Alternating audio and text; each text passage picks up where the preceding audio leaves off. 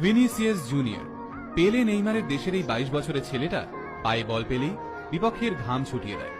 কিন্তু তাতে কি, রিয়াল মাদ্রিদে খেলা ভিনিসিয়াস জুনিয়রের গায়ের রং কালো যে, সেই কারণেই স্টেডিয়ামে বসে থাকা 50,000 দর্শক ভিনিসিয়াস তোর মৃত্যু চাই বলে অনবরত স্লোগান দিতে থাকে।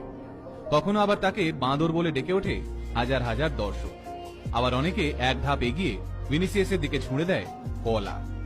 ব্রাজিলের বস্তিতে আধপেটা খেয়ে খেলতে নিঃসন্দেহে কষ্ট হতো ভিনির, কিন্তু 50,000 লোক তারস্বরে ভিনি একটা বাঁদর বলে চেঁচিয়ে যাচ্ছে, এই কষ্টের সঙ্গে কোনো কিছুরই তুলনা চলে না। বছরের পর বছর ধরে চলে আসা এই অন্যায় আর সহ্য করে থাকতে পারেননি 22 বছরের ব্রাজিলিয়ান। বাধ্য হয়ে প্রতিবাদ করেন। আর কি অবাক কাণ্ড, বর্ণবিদ্বেষী মন্তব্যের বিরোধিতা করার জন্য তাকেই লাল কার্ড দেখিয়ে মাঠ ছাড়া করলেন রেফারি। কাঁদতে কাঁদতে মাঠ থেকে বেরিয়ে যেতে হলো 22 বছরের বাচ্চা ছেলেটাকে। এই ঘটনার পর প্রতিবাদে ফেটে পড়ে সমগ্র ফুটবল বিশ্ব।